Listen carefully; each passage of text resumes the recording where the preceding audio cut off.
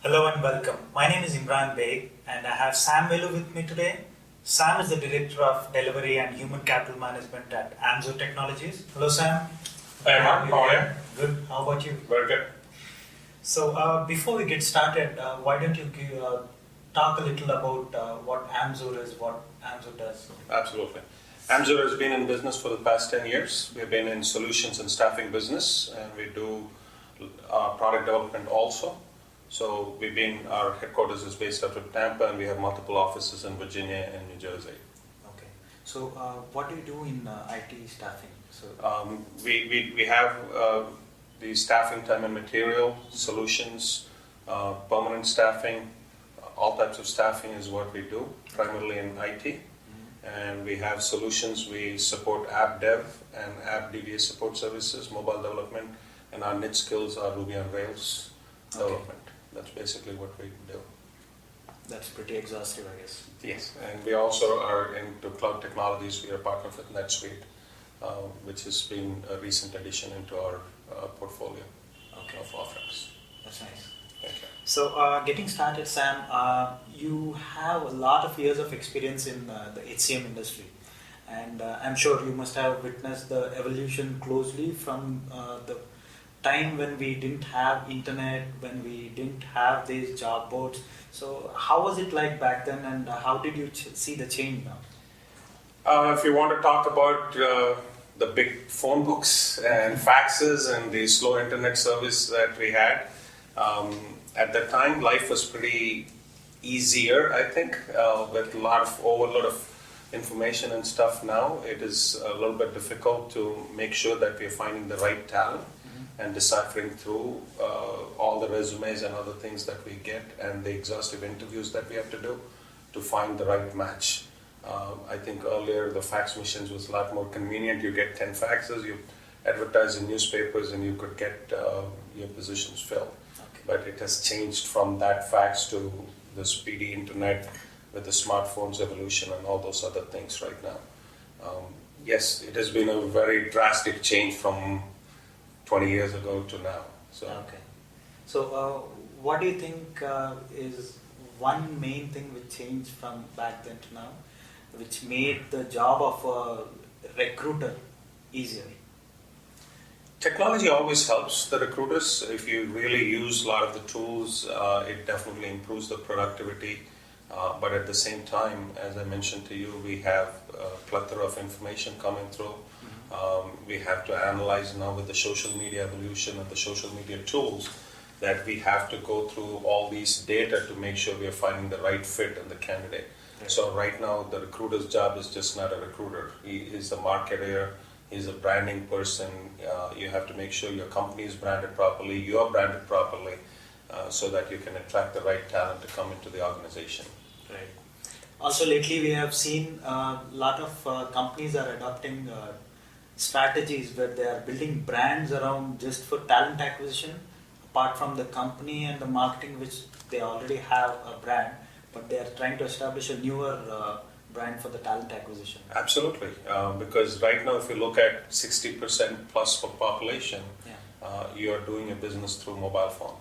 When you wake up in the morning, you are 24/7, 365. You're not stopping. It's not a 9 to 5 job anymore. So definitely the clicks, the taps have increased instead of the clicks and those type of things. Yes, definitely, it is a changing world. Okay, nice. Those are some nice insights from you. So, what, according to you, should get into, I wouldn't say perfect, but the right talent acquisition strategy? The right talent strategy has always been the same, except now we have a lot more information and data available to make that decision. And sometimes it's not easy to make that decision without the analytics and other aspects which are going to be included in the modern day decision making. But if you really look at it 20 years or 50 years or 100 years ago, the strategy still is the same. You find the right fit, who can fit right with the technical skills, soft skills, as well as the most important aspect of a person coming into an organization is the culture, the cultural fit. That's definitely one of the main aspects. So right now we don't do a lot of technical skill aspect of thing by asking questions. We rely a lot on the platforms which are available for us to evaluate talent. So that's one of the things that has changed. That's nice. Yeah. So, what are some of the challenges which you face from day-to-day perspective when sourcing and recruiting the right talent? The challenge always has been the same. It's not enough good talent available. 15 years ago, when the dot-com industry was there were not enough Java programmers, there were not enough. Nowadays, we can't find enough Android because, as I mentioned to you, smartphone has been exploding. Yeah. And people, like as you rightly mentioned, talent acquisition has now gone into apps and widgets and all those other things every company is trying to market. So there are not enough mobile developers, there are not enough data engineers, there are not enough data scientists available. And with all these data available, and as a big word nowadays is big data. Everybody is fashionable now, they use the word big data. Without big data, there's nothing. So there are not enough big data engineers, and finding talent has always been challenging. There's not enough good talent available. 15 years ago, the clients complained about talent, and we couldn't find talent fast enough. Today, it's the same thing. We have to find that talent. It's always very difficult to find talent, good talent. Interesting. So you say the around 20 years back or 15 years back or quite some time back, there were not many talented people available, but now we have a lot of people available, but we are not able to pinpoint the right talent. Absolutely. Right? Yeah, that's definitely the challenge. Okay. If you look at the positions which are gone unfulfilled, the ratio is the same from then to now. Nowadays there are a lot more positions, and a lot more positions have evolved for companies like marketing, branding, big data, and all those things. So there are a lot more positions available, but still finding the right talent is always the challenge. Okay. So apart from the skill, what else do you think are some of the important things which we need to look into a candidate or a prospective employee? Absolutely, cultural fit, as I mentioned to you earlier, is a big part of fit. When we find and source people, we want to make sure that he is the right fit for our organization, that he has the right talent, right technical skills, and he can perform and adjust to this world of communication. They need to have good communication skills. They need to have good interpersonal skills. They need to fit within the culture of the company. And at the end of the day, they need to perform. So if you really look at it, one person is performing 2 or 3 jobs nowadays. Every employer is trying to find multiple talents within those one talent. So you can't just be one-dimensional anymore. You have to be multi-talented, different. And one of the things that I've seen is people have to be adaptive to learn and constantly be learning. Otherwise, they can't really be successful. So those days of being in a job for 30 years are gone. Right. It keeps changing now. It's probably short-lived. 2.5, 3 years is what a good talent stays at one place. Okay. So with the advancement of technology and a lot of concepts coming in as big data, analytics, we have a lot of data which is being harnessed over the period of time. So how do you think this is going to affect the future of sourcing? The future of sourcing, I say it helps the recruiters technically, but at the end of the day, somebody needs to know how to look at the data. You have everybody's digital footprint available all over the map. You can find somebody's information, you just Google him, you get tons of information about that person. So now we not only look at their technical aspects of it, we also are able to find out their social aspects of it.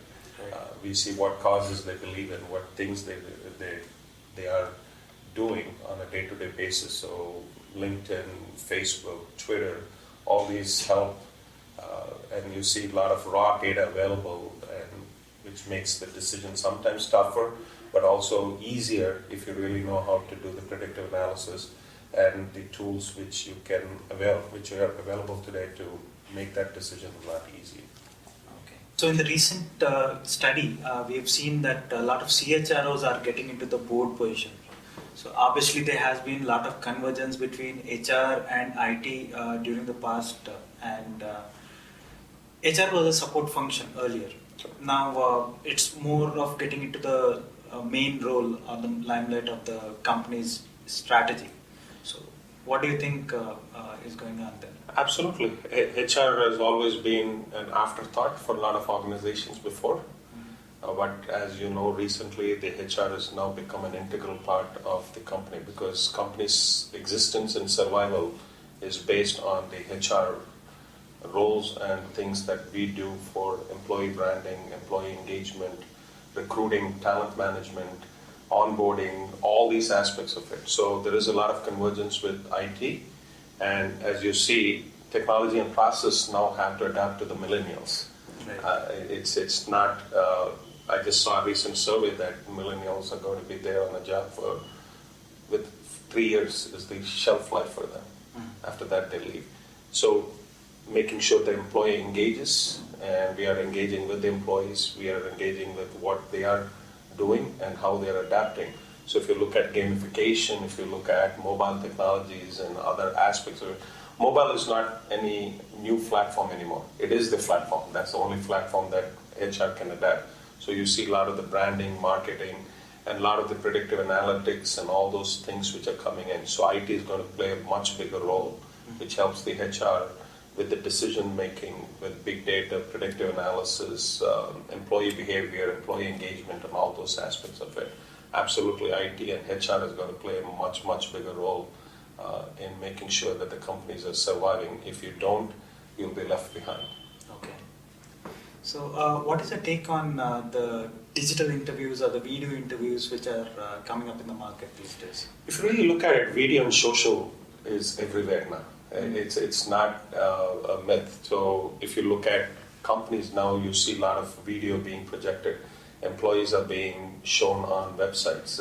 Employees are shown on mobile platforms. So video is definitely going to be a big part of it. And as videos gain and the technology has matured, you are able to make sure that you are able to interview somebody online, and it's very clear, and it's the audio, video aspect of it has grown drastically so that it's become easier for companies to adapt to those things. We don't need to have a lot of face-to-face interviews. You see face-to-face interviews diminishing. It won't be completely gone, but it's definitely, at least in the first step of the interview, I can interview a candidate online through a video. So definitely video behavior, video interviewing, and all those things are a big part of today's life. Okay. So adding more to it, I think it is more of getting the behavioral aspect of the candidate even before you fly the candidate to your office. Correct. Or in other words, getting behind the CV Correct. of the candidate even before you talk to them. Absolutely. Yes.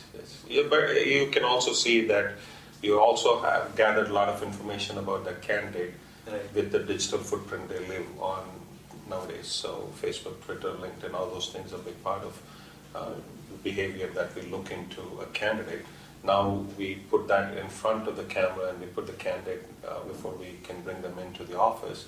It helps us and it saves a lot of time and money aspect of it. So absolutely, it's a big integral part of our hiring process. Interesting insights. Yes. Thanks, Sam. Thanks for your time and thanks for being with us. You're welcome. Appreciate you. Thank you so much for being with us.